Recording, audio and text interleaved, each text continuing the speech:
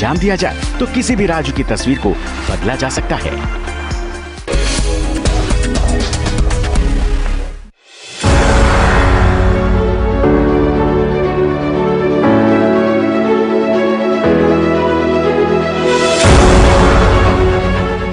सत्ता के एमपीपीएल में आज बात होगी बड़ा मलहरा विधानसभा क्षेत्र की।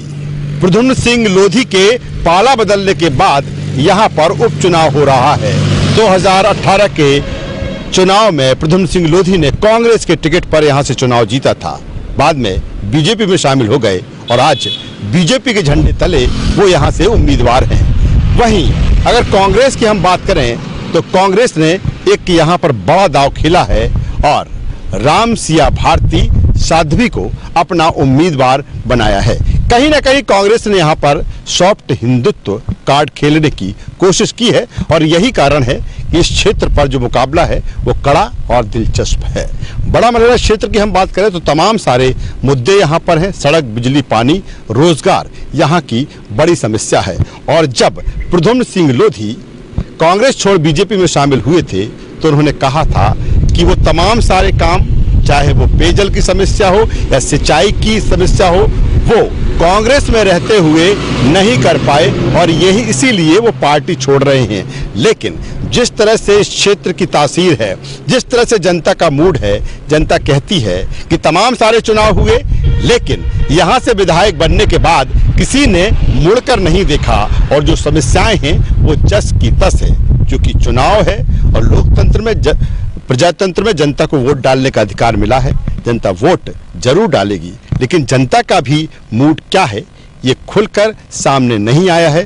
वो तमाम सारी सभाएं यहाँ पर हो रही हैं, चाहे मुख्यमंत्री शिवराज सिंह चौहान की बात करें, ज्योतिरादित्य सिंधिया की बात करें, प्रहलाद पटेल की हम बात करें या फिर हम उमा भारती की बात करें। ये सीट उमा भारती का ही गढ़ रही है, उमा भारती का ही क्षेत्र रही है। क्योंकि जब उमा भारती मध्य प्रदेश की मुख्यमंत्री बनी, उन्होंने इसी बड़ा मलहरा सीट से चुनाव जीता था और मुख्यमंत्री बनी थी। 27 के बाद उमा भारती भी इस क्षेत्र में डेरा डालने वाली हैं। वही कांग्रेस की बात करें तो कांग्रेस के तमाम सारे नेता, चाहे अजय सिंह राहुल हों या फिर अन्य नेता हों या फिर पीसीसी चीफ पूर्व मुख्यमंत्री कमलनाथ हों, वो भी यहाँ पर पहुँचने वाले हैं। कुल मिलाकर यही कारण है कि यहाँ का मुकाबला दिलचस्प और कड़ा है। देखना होगा 10 तारीख को जब परिणाम आएंगे तो बड़ा मलहरा क्षेत्र की जनता किसको यहाँ से जिताकर विधानसभा भेजती है। आज हम पड़ताल करेंगे, इस क्षेत्र की जनता से बात करेंगे, दावेदारों का दम क्या है वो ही बात करेंगे और जानने की कोशिश करेंगे गुणा गणित को। बनाकर वोट मांग रहे हैं, क्या कुछ विजन है इस क्षेत्र को लेकर उनका, आइए उन्हीं की ज़बानी सुनते हैं।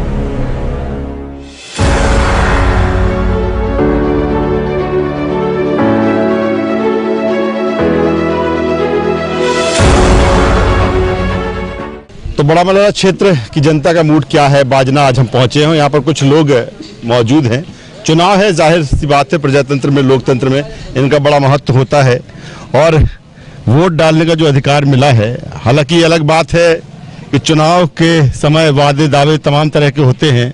चुनाव के बाद जो जनप्रतिनिधि है जिनको चुनते हैं, भले वो यहाँ ना पहुँचे, लेकिन जो वोट डालने का अधिकार मिला है उसका सभी पालन करते हैं। क्या लगता है इस चुनाव में क्या मुद्दे हैं, क्या लगता है इस चुनाव में? एक बार फिर 2 साल के भीतर ही चुनाव हो रहा है, जल्दी हो रहा है चुनाव? हाँ बोला चुनाव तो जल्दी हो रहा है। चुनाव जल्दी हो रहा है? हाँ हो रहा है। तो क्या इसका नुकसान आखिर किस पे जाता है? जनता पे, पब्लिक पे। जनता पे जाता है। तो पूरा जेब खर्च पब्लिक पे ही जाता है, नेताओं को थोड़ी चुकाना पड़ता है। तो ऐसी परिस्थितियों का किसको मानते हैं जिम्मेदार? अब इसमें तो सरकारी जिम्मेदार है, अपन थोड़ी ना है। कौन सी सरकार जिम्मेदार है? अब ये तो नेताओं का खेल, पर क्या बता रहे हैं। चलो, आप वोट डालने जाएंगे? हाँ बिल्कुल। बीजेपी कांग्रेस के बीच मुकाबला है। 2018 में कांग्रेस यहाँ से जीती, फिर अब वो बीजेपी से उम्मीदवार हैं। आपको क्या लगता है कि एक कमलनाथ मुख्यमंत्री थे, अभी शिवराज है, कौन सा मुख्यमंत्री आपको अच्छा लग रहा है? अभी तो घर घर मोदी, हर घर मोदी का नाम है। अच्छा, मोदी, यानी मोदी फिर शिवराज भी है जी। चलिए, आप तो पहले ये बता दें कि चुनाव 2 साल के भीतर ही चुनाव हो रहा है जी। बड़ा मलहरा क्षेत्र की बात करें कि कौन सी ऐसी लगती है कि समस्याएं यहाँ लंबे समय से रही हैं? देखिए, समस्याओं का तो आज तक किसी ने हल किया ही नहीं है। समस्याएं जो आम जनता की समस्या है वो यथावत बनी हुई है, आज तक किसी भी कैंडिडेट ने हल नहीं की हुई है। 2 साल के भीतर ही चुनाव, क्या लगता है कहीं ना कहीं बोझ किस पे जाता है? ये जनता पे जाएगा, स्वाभाविक है। जनता ही इसकी मतलब पश्चाताप करेगी, उसी को अपने खजाने से कोई भी कैंडिडेट आए उसको बनाना है, जनता को ही भोगना पड़ेगा। इस स्थिति परिस्थिति के लिए जिम्मेदार कौन है? गवर्नमेंट है, पूर्ववर्ती गवर्नमेंट है जो कि वर्तमान में जो गवर्नमेंट है। अब मैं ये खुलना नहीं चाहूँगा। आपके हिसाब से अगर हम मुख्यमंत्री की बात करें, कमलनाथ भी 1.5 साल रहे, शिवराज पहले रहे 15 साल 13 साल, फिर अब मुख्यमंत्री हैं, तो कौन कैपेबिलिटी किस में बेहतर है काम करने की? कमलनाथ। देखिए, अगर मुख्यमंत्री की बात कहें तो मुख्यमंत्री शिवराज से अच्छा कोई ना आया है ना आएगा विकास के दौर पे। अब उनके जो बिचौलिया हैं वो कुछ भी कर सकते हैं, बाकी मुख्यमंत्री सबसे बेस्ट शिवराज सिंह। तो आपको ये लगता है कि शिवराज सिंह चौहान के नेतृत्व में बेहतर काम मध्य प्रदेश में होगा? नेतृत्व अच्छा नहीं है उनका, जो लोकल कार्यकर्ताओं का है वो नेतृत्व अच्छा नहीं है। तो आप क्या देख के, अगर जैसे चूंकि आप वोट डालने जाएंगे 3 तारीख को, तो किसको देखेंगे? जो कैंडिडेट सामने है उसको देखेंगे, या फिर शिवराज सिंह चौहान को देखेंगे, या कमलनाथ को देखेंगे? लोकलिटी में तो कैंडिडेट को देखते हुए करना पड़ेगा निर्णय। लोकल कैंडिडेट कौन अच्छा है? अभी ये वक्त आने पर बताया जाएगा। चलिए, वक्त आने पर बताया जाएगा। कुछ और लोग हैं और उनसे भी जान लेते कि आखिर मूड कौन है। चलिए, क्या लगता है इस चुनाव को लेकर? बिकाऊ नेता नहीं होना चाहिए। एक बार दे चुके प्रथम को, उसने हम लोग को बेचा है। बिकाऊ बिल्कुल नहीं चाहिए। पंजा को वोट देंगे, कमलनाथ को मुख्यमंत्री बनाएंगे। लेकिन उनकी सरकार तो प्रदुमन भर क्या जाने 28 लोग ऐसे निकल लिए धीरे धीरे करके 25 लोग। ऐसे कैसे निकलेंगे? हम लोग चुनेंगे ना। आप चुनोगे ना? इस बार लगता है कि जो प्रत्याशी चुनेंगे वो 5 साल बिल्कुल बिल्कुल चलेगा। बिकाऊ नेता चाहिए ही नहीं बिल्कुल। चलिए, यहाँ पर है और कोई बोलेगा कि क्या है, कौन से मुद्दे हैं? भैया, क्या लगता है कौन से चुनाव मुद्दे हैं? अब हमारे यहाँ तो कोई विकास का तो होता ही नहीं है। हमारे यहाँ अभी स्टैंड पे आप देखो पेशाब घर नहीं है। कोई भी पार्टी आ जाए, सबसे पहले तो इस गांव में सबसे पहले पेशाब घर होना चाहिए। और इतनी गंदगी पड़ी है कि ना कोई ध्यान देता है, ना कोई भी नेता आ जाए, कोई भी पार्टी आ जाए। तो इतना पिछड़ा हुआ क्षेत्र है, सब यहाँ की सब दिल्ली जाते लोग काम करने के लिए। हम बताएं, हाँ ऐसा कोई काम ही नहीं है क्षेत्र में। किसी न किसी को जो एक बोरी वोट डालने का भले जो हमारे गांव वाले चुनेंगे उसी को हम लोग चुनेंगे। हाँ, गांव वाले किसको चुन रहे? अब जो हम लोग अभी नहीं बताते हैं। हाँ, रामसिया भारती को। हाँ, तो उमा भारती भी तो आ रही है प्रचार करने। तो उमा भारती को भी यहाँ से एक बार जिताया था चुनाव में, तो यहाँ के मुख्यमंत्री भी नहीं लौटते। है भाई साहब, उमा भारती आ रही। बिजावर से बक्सवाहा रोड आज 2017 में भूमि पूजन हो गया था। बिजावर से बक्सवाहा मार्ग का 2017 में भूमि पूजन हुआ था। करीब 50 गांव आज अपने घर से निकलने के लिए मोहताज बैठे हुए हैं, रोड ही नहीं है निकलने के लिए। इस पर किसी भी नेता का, किसी भी पार्टी का, किसी भी मुख्यमंत्री का कोई वो नहीं है, ध्यान ही नहीं है। जनता भोग रही है, निकल रही है। उमा भारती आ रही, ठीक है। पहले कभी आई थी इसके बाद में, मतलब इसके पहले कभी आई? जब चुनाव तो जब ही आई थी, खाली मतलब वोट मांगने आना, उसके बाद भाड़ में जाए यहाँ की जनता, उसके बाद कोई मतलब नहीं है। बताओ, नहीं चल सकते हैं रोडों पे, आदमी पैदल नहीं चल सकते। बिजार रोड, एक बक्सवाहा रोड, और हम लोगों का जे पर गया विकास का नहीं आते। इस रोड पे बिजावर से बक्सवाहा मार्ग पे कोई भी नेता अपनी गाड़ी मिटाना नहीं चाहता है, ना ही प्रचार करना चाहता है इस रोड से। तो चलिए, 2 साल के भीतर ही फिर चुनाव, लेकिन बाजना की जो जनता है, जो मैदान में है, चुनाव है, वोट डालने का अधिकार मिला है, वोट डालने जरूर जाएंगे। लेकिन अभी भी तमाम तरह की जो मूलभूत समस्याएं हैं, चाहे सड़क, बिजली, पानी, इसको लेकर यहाँ की जनता, जो बाजना की जनता है, कहीं ना कहीं उनका ये कहना है कि सरकार किसी की भी रही हो, विधायक कोई भी रहा हो, वादे दावे तमाम तरह के चुनाव के वक्त होते हैं, लेकिन उसके बाद जो जनप्रतिनिधि है, जो विधायक बनता है, वो मुड़कर कभी नहीं देखता। तो इस हिसाब से इस क्षेत्र को विकास की दरकार अभी भी है, क्योंकि लोकतंत्र में, प्रजातंत्र में जनता को वोट डालने का अधिकार मिला है। अपने हिसाब से, अपने उम्मीद के हिसाब से, अपनी आशा के हिसाब से वो 3 नवंबर को जब वोट डाले जाएंगे, वोट डालेंगे और चुनेंगे अपने मनपसंद का विधायक और जनप्रतिनिधि। ये अलग बात है कि उसके बाद जो उम्मीद और आशा इस क्षेत्र को है वो कितनी पूरी होती है। कैमरा पर्सन इमरान के साथ राजेश सक्सेना, न्यूज वर्ल्ड, बड़ा मलहरा, बाजना।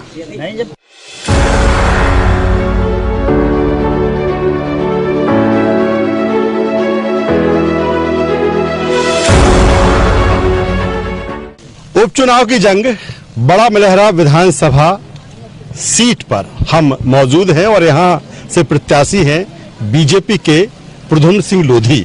2018 विधानसभा चुनाव की अगर हम बात करें तो कांग्रेस के झंडे तले ये चुनाव लड़ा था, लेकिन जिस तरह से मध्य प्रदेश में सियासत की, राजनीति की स्थितियां परिस्थितियां बदली और 15 महीने के भीतर ही कांग्रेस सरकार गिरी, फिर बीजेपी सत्ता में आई और यही कारण है कि प्रदेश के 28 विधानसभा सीटों पर चुनाव हो रहे हैं, उसमें बड़ा मलहरा सीट भी काफी अहम है। प्रद्युम्न सिंह लोधी हमारे साथ में हैं, उनसे चर्चा करते हैं क्या कुछ विजन है इस चुनाव को लेकर, क्या कुछ मुद्दे हैं और क्या कुछ करना चाहते हैं। क्योंकि जब प्रद्युम्न सिंह लोधी ने कांग्रेस छोड़ी थी तो उन्होंने कहा था कि वो तमाम सारी चीजें बड़ा मलहरा विधानसभा क्षेत्र में है, समस्याएं हैं जिनको वो दूर करना चाहते थे, लेकिन मौका नहीं दिया गया, वो फ्रीडम नहीं दी गई और यही कारण है कि समस्याएं जस की तस बनी हुई हैं। प्रद्युम्न जी, 2018 विधानसभा चुनाव की बात करें, उस समय में भी मैं कवर करने आपको आया था जी। आप विधायक चुने गए लेकिन कांग्रेस के झंडे तले, अब आप बीजेपी से लड़ रहे हैं। क्या कुछ स्थितियां परिस्थितियां कांग्रेस से जब लड़े अब बीजेपी में क्या कुछ देख पाते हैं इसको लेकर? बिल्कुल ठीक चल रहा है, कहीं कोई समस्या नहीं है। समस्या पुरानी इस बात की थी कि उस समय हम पूरी ताकत के साथ विकास काम के लिए जब भी जाते थे तो उस समय हमारे काम नहीं हो पाए। और यहाँ ये बुंदेलखंड का वो विधानसभा क्षेत्र है जहाँ बहुत कम विकास हुआ है। हमारे यहाँ मुख्य रूप से पानी के संसाधन नहीं है जिससे हमारे किसानों की खेती सिंचे। 75% से अधिक भूभाग हमारा असिंचित है जिससे यहाँ पलायन की समस्या हमेशा बनी रहती है। और जब मैंने माननीय मुख्यमंत्री जी को, शिवराज जी को सरकार गिरने के बाद जब मैंने शिवराज जी को ये सब बातें बताई तो उन्होंने तत्काल आर्थिक संकट होते हुए भी समस्या को समझा और 400 करोड़ का एक डैम हमारे लिए स्वीकृत कर दिया। ये अपने आप में बहुत बड़ी बात थी और लगातार हम चाहते हैं इस क्षेत्र में विकास हो, उसके लिए हम प्राणपण से जुटे हुए हैं। अगर बात की जाए, कांग्रेस तमाम तरह के आरोप न केवल आप पर बल्कि जो बल्क में बड़ी संख्या में 22 के 22 जो मंत्री भी शामिल थे, विधायक भी थे, वो चले गए। बिकाऊ टिकाऊ इस तरह का नारा वो इस चुनाव में दे रहे हैं। आप कांग्रेस में रहे और मुझे मालूम ही है कि जिस दिन कमलनाथ सरकार गिरी उस दिन सीएम हाउस में आपकी आंखों में आंसू भी थे, लेकिन फिर क्या ऐसी वजह रही और फिर जिस तरह के आरोप लग रहे हैं क्या कहेंगे उसको लेकर? आरोप पूर्णतः निराधार है। अभी ये आरोप लगा रहे थे कि मैंने 35 करोड़ रुपए लिया है, अब आरोप लगाने लगे 15 करोड़ रुपए लिया है। आने वाले समय में और भी कम करते जाएंगे, पर सवाल इस बात का नहीं है। जब आपने देखा होगा सरकार गिरी थी तो मेरे आंखों में आंसू इस बात के आंसू थे कि मतलब बिना किए बिना कुछ करे आपसी लड़ाई में आपने ये सरकार गिरा दी और आप सबने मिलकर ये सरकार गिरा ली। उसमें हम छोटे विधायकों का कहाँ दोष आ गया? हम तो विकास के लिए यहाँ आए थे और पूरी ताकत से विकास करना चाहते थे, परंतु आपसी खेमेबाजी के कारण, आपसी प्रतिद्वंदिता के कारण आपने सरकार गिरा ली। अब हम जनता के बीच में क्या मुंह लेके जाएंगे? जनता तो कहेगी हमने तो आपकी सरकार बना दी थी, परंतु आप गिरा के आ गए, आप तो हमारे काम करिए। हम कहते भी रहते कि भाई अब सरकार नहीं है, तो वो इस बात को जनता मानने को तैयार नहीं होती, क्योंकि आपको उन्हें सरकार में भेजा था। अभी कौन बताता फिरता कि साहब सरकार फलाने से गिर गई, ठिकाने से गिर गई, ऐसे गिर गई, वैसे गिर गई। अब मूल रूप से जो विधायक गए थे या जो विधायक अभी आए, मूल रूप से प्रश्न भी यही था कि साहब हमारे यहाँ विकास नहीं हो रहा है। विकास के जो वादे हमने किए थे वो पूरे नहीं हो रहे हैं, वो आखिर करते कैसे? इसी कारण वो छोड़ के गए। और बाद में जब मैं आया तो मैं ये कह के आया कि मैं जा रहा हूँ, और मैं कहीं लुका छिपा नहीं, मैंने कहीं फोन बंद नहीं किया और तत्काल इस्तीफा दे दिया। 11 तारीख को इस्तीफा दिया, 12 तारीख को मेरी स्वीकृति हुई और 2 दिन बाद में बड़ा मलहरा आ गया। मैंने बीच में ऐसा कोई काम या लोगों को ये भ्रांति या जो लोग ये जो कांग्रेस के मित्र भ्रांति फैला रहे हैं, ये किसी बात में कोई दम नहीं। हमारे कांग्रेस के मित्र मेरे सामने आंख से आंख मिलाकर इस बात की पुष्टि नहीं कर सकते कि मैंने कोई पैसा लिया होगा, क्योंकि मैंने भ्रष्टाचार को खत्म करने के लिए पूरी ताकत के साथ यहाँ काम किया है। ये यहाँ हमारे कांग्रेस के मित्र भी जानते हैं। आप कांग्रेस छोड़ बीजेपी में आए हैं, यहाँ की बीजेपी की लीडरशिप की बात करें, छतरपुर जिले की या बड़ा मलहरा की लीडरशिप की बात करें, तो क्या आपको अडॉप्ट कर लिया है इस चुनाव में? लग रहा है कि सबका सहयोग आपको मिल रहा है? पूरी ताकत के साथ पार्टी के कार्यकर्ता, पार्टी के बड़े पदाधिकारी और पार्टी के विधायक पूरी ताकत और ईमानदारी के साथ पार्टी का काम करने में और जुटे हुए हैं, और मेरे साथ कंधे से कंधा मिलाकर संघर्ष में साथ। आप तो कमलनाथ जी के साथ में रहे हैं, उनको मर्यादा पुरुषोत्तम कहा गया, उससे पहले शिवराज सिंह चौहान को लेकर जिस तरह से बयानबाजी हुई, भूखा नंगा उनको कहा गया। किस तरह के आरोप प्रत्यारोप हैं? कहीं ना कहीं वास्तविक मुद्दों से भटकाने की कोशिश है इसमें। अब मुद्दों से तो भटकाने की कोशिश है, ये बिकाऊ और टिकाऊ तमाम सब बातें ये तो छोड़ें। वो क्या करना चाहते हैं, वो विकास का उनका विजन क्या है, वो अभी तक नहीं लाए। आपने किसानों का कर्जा माफ नहीं किया, आपने लाल पीले फॉर्म भर के लोगों को, किसानों को गुमराह कर दिया। आज हमारा किसान डिफाल्टर हो गया है, और डिफाल्टर होने के साथ हमारे किसानों को भी खाद और बीज की परेशानी आ रही है। इसका जिम्मेवार कौन है? आदरणीय मुख्यमंत्री जी अभी यहाँ आए थे, उन्होंने कहा है कि आगामी समय में जो हमारे किसान भाइयों का ब्याज बढ़ गया है उसको हम माफ करेंगे, वो सरकार भरेगी। और ऐसे तमाम तरह के जो मुद्दे हैं वो निश्चित रूप से ये गोल कर रहे हैं। हम चाहते हैं कि आमने सामने बैठकर इस बात पर चर्चा हो कि आप किस मुद्दे पर आए हैं, आप विकास कैसे करेंगे, जनता का क्षेत्र का विकास कैसे करेंगे, ये प्रमुख मुद्दे हैं। एक साध्वी से आपका मुकाबला है, दूसरी साध्वी बीजेपी की फायर ब्रांड नेता उमा भारती आपके साथ में है। किस तरह से देखते हैं इस मुकाबले को, और कब आ रही उमा भारती यहाँ पर? बहुत जल्दी, अभी कोरोना से संक्रमित हो गई थी दीदी, और अब वो स्वस्थ हो गई हैं और स्वास्थ्य लाभ ले रही हैं। जैसे ही डॉक्टर्स की उनको हाँ मिलेगी, वैसे ही वो क्षेत्र में आएंगी और 3-4 दिन यहाँ रह के पूरे क्षेत्र में। आखिर में कौन सी ऐसी चीजें, आपने सिंचाई या पेयजल की आपने बात की, कौन सी ऐसी चीजें हैं जिनको प्रद्युम्न सिंह लोधी चाहते हैं कि नहीं, यहाँ तमाम जनता भी खड़ी है आपके क्षेत्र की, कि नहीं मैं ठोक के कहता हूँ ये चीजें इस क्षेत्र के लिए प्राथमिकता के आधार पर करूंगा?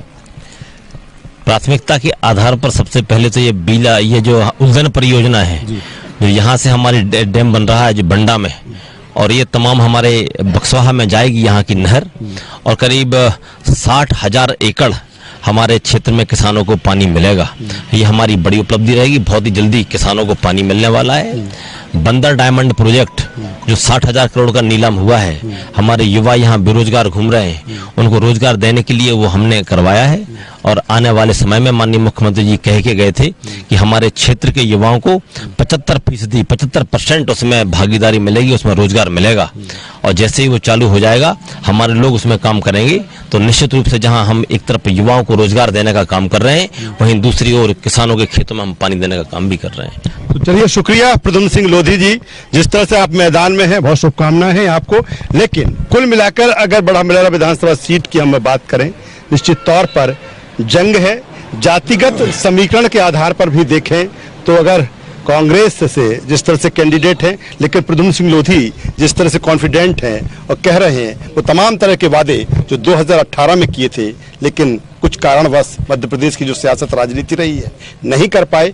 अब बीजेपी के झंडे तले हैं, उम्मीदवार है, और जीतने के बाद वो तमाम सारी चीजें जो आशा इस क्षेत्र के लोगों को है, जो आशा भरी निगाह से उनको देख रहे हैं, कहीं ना कहीं उस कसौटी पर खरा उतरने की कोशिश करेंगे। देखना होगा 3 को वोट डाले जाएंगे, 10 को परिणाम आएंगे, किस तरह के नतीजे देखने को मिलते हैं बड़ा मलहरा विधानसभा सीट पर। कैमरा पर्सन इमरान के साथ राजेश सक्सेना, न्यूज वर्ल्ड, बड़ा मलहरा।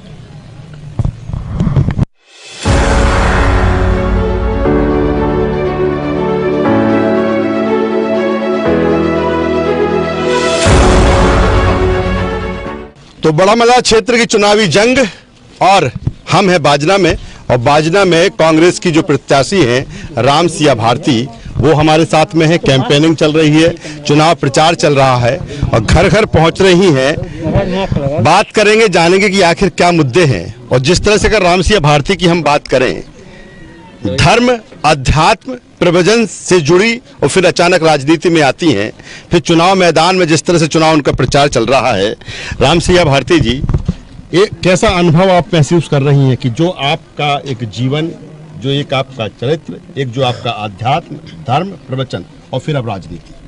हाँ, ये तो जनता की सेवा, उस समय बाड़ी रूपी सेवा कर रहे थे, अब कर्म रूपी सेवा करेंगे जी। कैसा अनुभव कर रही हैं इस कर्म रूपी जो आपको अनुभव मिल रहा है? बहुत अच्छा महसूस कर रहे हैं, क्योंकि सब हमारे माता पिता हैं और सब लोग आशीर्वाद दे रहे हैं। लगता है कि रामसिया भारती को इसीलिए बनाया गया था कि पहले उसके लिए तैयारी आपने की और आप जनता, क्योंकि कहा जाता है कि मानव सेवा कर ली, पीड़ित सेवा कर ली, तो इससे बड़ा कोई धर्म नहीं होता। क्या यही जहन में दिमाग में रहा फिर? जी बिल्कुल बिल्कुल, मानव सेवा से बढ़कर कोई सेवा नहीं होती है। मानव सेवा ही परमात्मा की सेवा है। तो क्या लगता है इस क्षेत्र में, क्या मुद्दे ऐसे लगते हैं बड़ा मलहरा क्षेत्र में कि जिनको लगता है कि नहीं, इसकी दरकार है, इसकी जरूरत इस क्षेत्र में है? हाँ, इस क्षेत्र में बेरोजगारी की समस्या है, इस क्षेत्र में शिक्षा की समस्या है, इस क्षेत्र में पानी की समस्या है और पेयजल की भी समस्या है। सिंचाई की तो है ही। हाँ, ये बृहद समस्या है जिनको हमारी सरकार बनती है तो हम सब लोग पूरा करेंगे।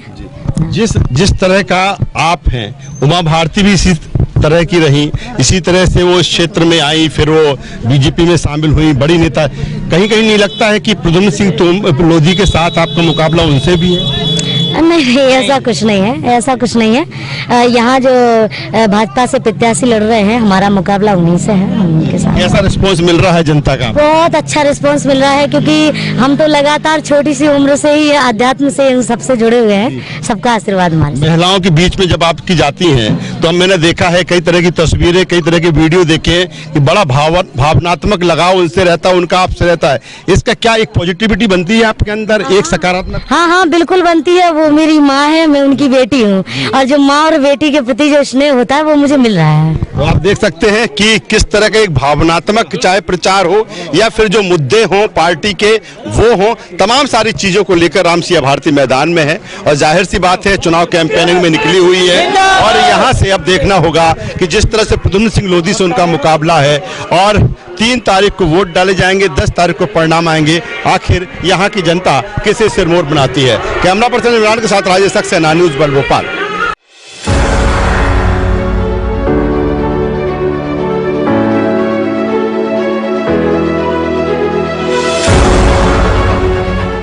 सत्ता के एमपीपीएल में बड़ा मलहरा विधानसभा सीट की चुनावी गणित को समझने की कोशिश की, जानने की कोशिश की कि जनता का मूड क्या है और दावेदार किस दम में है।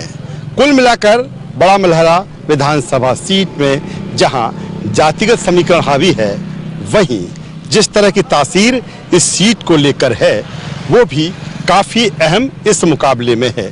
देखना होगा जनता का आशीर्वाद किसे मिलता है और बड़ा मलहरा की जनता किसको अपना सिरमौर बनाती है, ये तो पता 10 नवंबर को चलेगा। 3 तारीख को वोट डाले जाएंगे इस सीट पर। आप वोट डालने जरूर जाइए प्रजातंत्र लोकतंत्र में जो आपको अधिकार मिला है। इस पड़ताल में बस इतना ही। अगले मोड़ पर मिलेंगे अगली विधानसभा के साथ। कैमरा पर्सन इमरान के साथ राजेश सक्सेना, न्यूज़ वर्ल्ड, बड़ा मलहरा।